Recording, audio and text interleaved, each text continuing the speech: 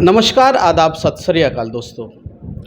आज हम दिल्ली में हैं और आज हम आपको एक ऐसी ग्रेट पर्सनैलिटी से मिलवाने वाले हैं जिन लाखों हज़ारों युवाओं का एक ख्वाब रहता है कि मैं बड़ा होकर अपने माँ बाप का नाम रोशन करूं, मैं अपने लिए भी अच्छा करूं, अपने देश के लिए भी कुछ ऐसा करूं जिससे मेरे माँ बाप का नाम रोशन हो और मेरा भी नाम दुनिया में ऊँचा हो। एक ऐसी ग्रेट पर्सनैलिटी जिनका नाम अमित IAS है, मैं उनसे आपको मिलवाने वाला हूं जिन्होंने 2018 में यूपीएससी की परीक्षा पास की और यूपीएससी की परीक्षा पास करने के बाद उन्होंने सेक्रीफाइस किया, बलिदान दिया। आइए मैं जानता हूं उनको पास, आपको सीधा लेकर चलता हूं कि उन्होंने किस चीज़ का बलिदान दिया और उनकी क्या क्या खूबियां हैं और किस तरीके से वो कार्य क्षेत्र को आगे बढ़ा रहे हैं। अमित जी, सबसे पहले आपका विश्व भाईचारा टाइम्स से बहुत बहुत स्वागत है। नमस्कार सर। नमस्कार अमित जी, मैं ये जानना चाहूँगा कि आप अमित IAS क्यों लगाते हैं नाम के सामने? सर इसमें एक तो नाम ये नहीं है कि आईएएस तो हम किसी भी नाम से शुरू कर सकते हैं। बात ये है कि मैंने सोचा कि अगर मैं अपने नाम से करूं तो लोगों तक जो मेरी पहचान क्या, जो मैंने छोड़ के आया यूपीएससी क्वालिफाई हुआ, तो वो ये भी सोच लेना कि जैसे अमित है तो अगर वो सर्च करे रिजल्ट में तो दिख भी जाए। अगर नाम से होगा फिर नाम जा रहा है, कौन से सर हैं, कैसे क्या है, तो ये है। अब बाकी हम आईएएस पीसीएस की प्रिपरेशन कराते हैं तो जाहिर सी बात है, तो इसमें हम आईएएस लगाया जाता है आगे। और यूपीएससी 2018 में, जैसे आपने बताया कि 2018 में मैंने एग्ज़ाम क्वालिफाई किया था इसको। इसके पहले मैं 2017 में दिया था फर्स्ट टाइम, लेकिन फर्स्ट अटैम्प्ट में हुआ नहीं था मेरा, और सेकेंड अटैम्प्ट में मेरा हो गया, क्वालिफाई हुआ। फिर मैंने थोड़ा-सा रैंक अच्छी नहीं होने की वजह से मुझे आईआरएस मिला। लेकिन क्या है, एक जो सैटिस्फैक्शन है, जो दिल का जो एक होता है, वो नहीं मिला मुझे। मुझे लगा कहीं न कहीं कि मैं बात पूरी सही नहीं है यहाँ काम करना, तो इस चीज़ अच्छा को सर, लेके। जैसा कि आपने परीक्षा पास की, आप सफल हो गए, 6 महीने आपने जो सेवा दी, उसके बाद सेवानिवृत्त होने के बाद आपका मन किया कि जो विपन्न है, जो मतलब कमज़ोर है, जो छात्र ऐसे हैं जो पैसे की वजह से अपना ख्वाब पूरा नहीं कर पाते, स्टडी जिनकी अधूरी रह जाती है, जो छूट जाती है, तो एक मन में एक टीच थी, आपके मन में ऐसा विचार आया कि भाई मैं अकेला IAS रहकर एक सिर्फ एक IAS हो सकता हूँ और इसके बाद में कितने हज़ारों या लाखों युवाओं को मैं IAS बना सकता हूँ। ऐसा विचार कैसे आया मन में? ये सर ऐसा है ना, ये विचार, एक तो पहली बात तो ये था शुरू से कि मैं शुरू से एक तो टीचिंग लाइन में रहा हूँ, फिर पढ़ाता रहा, पढ़ता रहा। इसके बाद क्या हुआ ना कि जब मैं दिल्ली आया ना, तो सपोर्ट में नहीं था मेरे कोई। तो मैंने जो सिचुएशन देखी और जो झेला मैंने ये चीज़ ना, कैसे क्या रहा, कितनी मुसीबतें आती हैं दिल्ली आने पे, और बच्चे 2.5-2.5 लाख, 4-4 लाख, 2-2 लाख तो फीस ही है। इसके बाद रहने का, खाने का, सर्वाइव करने का बहुत सारी समस्याएं हैं। कभी कभी ऐसा होता है लड़का दोनों टाइम भूखा रह के सिर्फ चाय पी के काटना पड़ता है, क्योंकि उसके पास पैसे नहीं होते। तो इस समस्या को मैं सोचता हूँ कि जो मैंने किया वो दूसरा ना करने पाए ऐसा, तो मेरे दिमाग में आया और फिर मैंने सोचा कि चलो, तो फिर मैंने दूसरे छोड़ा। मैंने पढ़ाना भी शुरू किया, लेकिन दूसरे इंस्टीट्यूट पर ये मैं सेवा नहीं दे सकता, क्योंकि उनका तो अपना एक अलग है, उनका प्रोस्पेक्टस है। लेकिन ये मैं अपने में ज़रूर कर सकता हूँ, इसलिए फिर मैं इस पर आया हूँ कि मैं करूँगा ये। और अच्छा, अमित जी, मूल रूप से कहाँ के निवासी हैं आप? मैं बांदा से हूँ। बांदा तो बांदा वैसे चिन्नी। तपस्वी लोगों की भूमि होती है, हाँ, तुलसीदास जी बांदा जिले से है। हाँ, तो हाँ। आप उस संबंध में, जैसे कि तपस्वी लोगों की भूमि बांदा तो है ही, तो आपके मन में भी एक, मैं देख रहा हूँ इस तरह का भाव है कि मैं भी जो ये भी एक तरह की एक तपस्या है। तो ये एक मिट्टी की खुशबू है या एक जेनेटिक्स फैक्टर है या मन में पूर्वज भी कोई इस तरह का पहले नहीं, सैक्रिफाइस कर चुके हैं? नहीं जेनेटिक है, ये कह सकते हैं, क्योंकि हमारे जैसे दादाजी हैं ना, हमारे पिताजी हैं, तो वो ऐसे आज भी है हमारे यहाँ कि वो दान में, हर चीज़ में, चाहे जिसमें हो, तो वो आज भी आगे रहते हैं बहुत ज़्यादा हर चीज़ पे।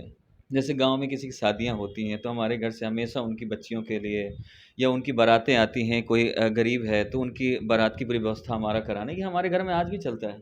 वैसे तो तो कहीं ना आईएएस की कहीं वो दिमाग से आईएएस की जो रहता है। परीक्षा की जो तैयारियां है बड़ी महंगी है, बड़ी कॉस्टली है। हाँ आपने स्पेशल क्या किया है इसमें?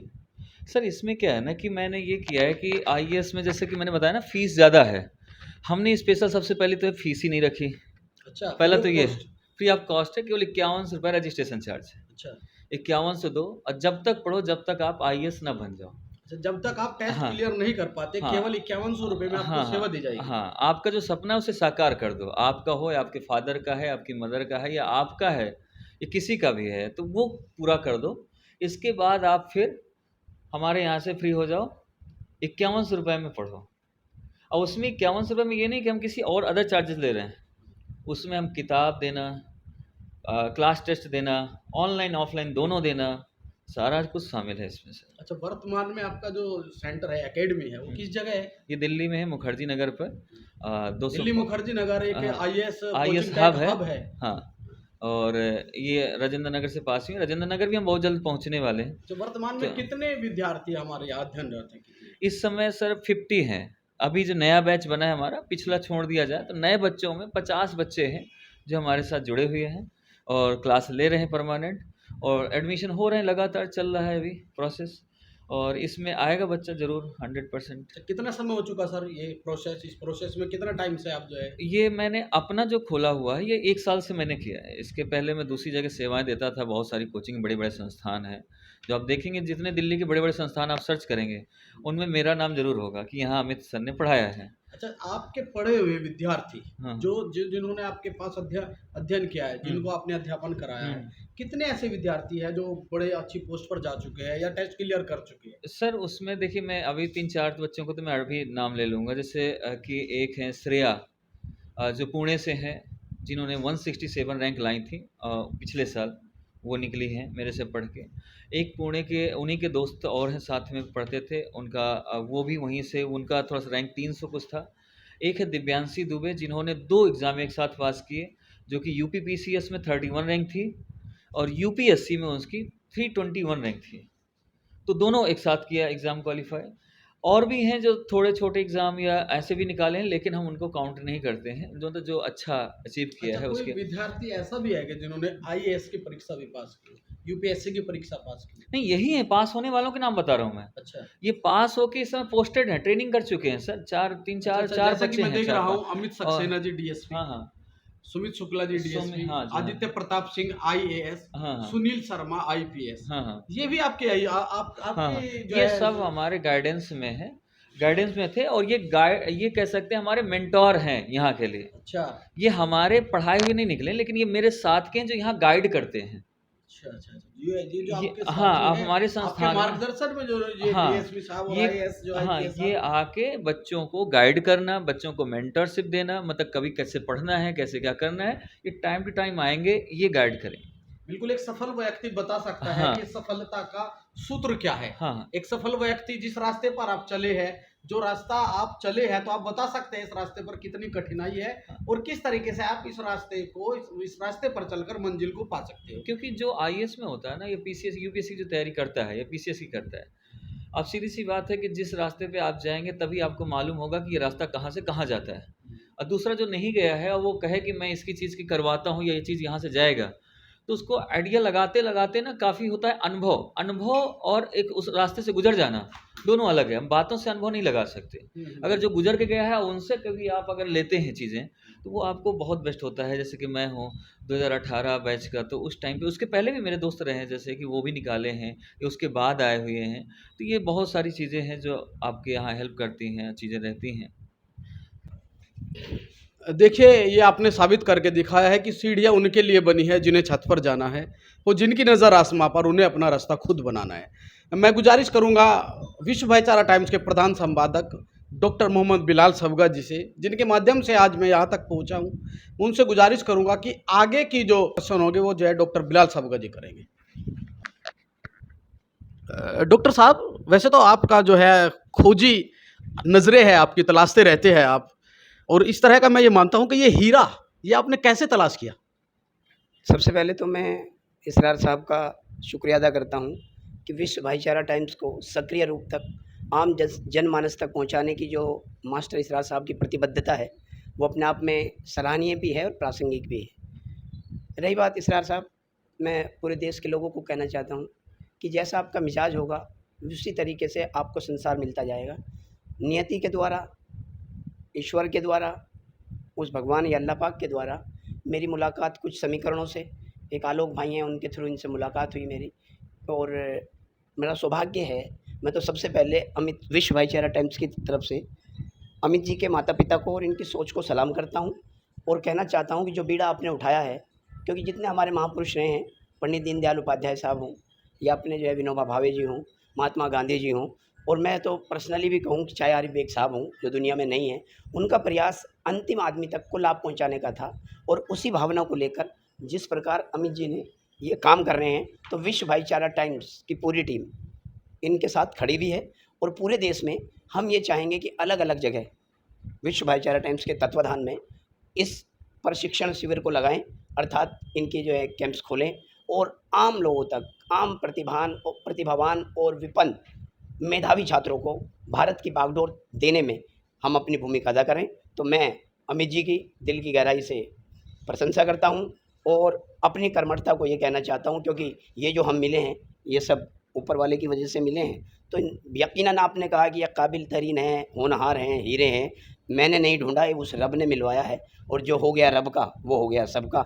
और आपकी मेहनत, इधर मेरे सहयोगी शहबाज आलम साहब की मेहनत और हमारी पूरी टीम की मेहनत, डॉक्टर इकबाल हों, दलदार बेग साहब हों, महंत कैलाश नाथ हटियोगी हों, सूर्य चंद दीक्षित जी हों, मकसद ये है कि कोई साथ टूटे ना, कोई साथ छूटे ना, मिलकर हम चलें, समाज का निर्माण करें। और उस्ताद का सपना जो था कि तालीम, तंजीम, तिजारत, हम लोग शिक्षा के मैदान में आगे बढ़कर समाज को मजबूत करने का काम करें, सांप्रदायिक सद्भाव भी बने और शहीदों के सपनों का भारत भी बन सके। अच्छा, दूसरों के गम को अपना गम बना रहे हैं अमित जी, आइए साहब, इस पर आपका क्या वक्तव्य है सिर्फ 2 मिनट में? 2 मिनट में नहीं, मैं तो इतनी बात कहूँगा, हीरे को अगर बदलो तो वो राही बन जाता है। हीरे के शब्दों को पलटें तो वो राही बन जाता है। तो आपकी राह तलाश करनी है, हीरे अपने आप मिलते जाएंगे, जहाँ चाहा वहाँ रहा। तो क्योंकि मैं अक्सर आपके गद्य और आपके प्रस्तुतिकरण का पहले से प्रशंसक रहा हूँ। अजीत अंजुम साहब ने भी जिस प्रकार आपसे श्लोक सुना और आपने सुनाया, वो वीडियो पूरे मुल्क में जो है छाई। मकसद तो हमारे विचार पर पहुँचाने का है। और आपने कहा है और हमारे उस्ताद ने भी कहा है, विनोबा भावे जी कहते थे कि व्यक्ति सिर्फ अपने विचारों से निर्मित एक प्राणी है। अगर विचार जिस प्रकार के होंगे उसका व्यक्तित्व होगा। तो अमित जी के विचार जो परमार्थ के हैं, पुरुषार्थ के हैं, सद्भाव के हैं, तो हम इनके साथ सहयोगी और भाई बनकर खड़े हैं। बस इस बात को कहकर कि चिराग से चिराग जलाएंगे हम और भूखे को रोटी खिलाएंगे हम, निराशा को आशा में बदलेंगे हम। बी पॉजिटिव और डू पॉजिटिव। समृद्ध भारत के लिए, समृद्ध समाज के लिए शिक्षित राष्ट्र बनाना होगा और हमें कंधे से कंधा मिलाकर इल्म की रोशनी को आगे बढ़ाना है। अमित जी, विश्व भाईचारा टाइम्स के माध्यम से आप युवाओं को क्या संदेश देना चाहेंगे, क्या मैसेज देना चाहेंगे या क्या अपील करेंगे? जब मैं ये चाहता हूँ कि जितने भी युवा हैं या जो भी ये सपना जैसे कि पढ़ते हैं, पहले तो उनके पेरेंट्स से कि वो, जैसे कि बहुत सारे पेरेंट्स ऐसा होता है, बच्चा होता है कि वो किसी न किसी चीज़ से अपने सपने भी मार देते हैं। यार हमारे पास पैसे नहीं है, हम नहीं जा पाएंगे, हम पढ़ेंगे नहीं या पढ़ नहीं पाएंगे। माँ बाप कहते हैं कि हमारे पास इतनी औकात नहीं है कि हम बच्चे को वहाँ तक पहुँचा पाएँ या करा पाएँ। तो आपके माध्यम से है कि जिन्होंने ये सपना देखा है या सोचा भी है कभी ना, तो वो बच्चा हमारे थ्रू या आपके थ्रू, भाईचारा के थ्रू या फिर हमारे साथ आकर अमित आईएएस में आकर वो अपना सपना, उनके माँ बाप अपने बेटे का सपना या अपना सपना पूरा कर सकते हैं, जिसमें बिल्कुल कुछ नहीं है। और इसके बाद अगर ईश्वर ने चाहा सही से, तो हम इसके बाद एक हॉस्टल भी खुलवा रहे हैं, जिसमें से वो भी बिल्कुल फ्री रहेगा, खाना भी फ्री रहेगा, रहना भी फ्री रहेगा, सिर्फ पढ़ाई करें। तो ये भी हम जल्दी कर रहे हैं, ये विद इन 6 मंथ हम इसको भी लागू कर लेंगे जल्दी। बहुत बहुत शुक्रिया। देखिए, जीत और हार में सिर्फ इतना फ़र्क है कि मान लो तो हार है और ठान लो तो जीत है। अमित जी ने ठाना है कि भारत को शिक्षित बनाना है और जिन युवाओं ने आईएएस बनने का ख्वाब देखा है उनका ख्वाब पूरा करना है।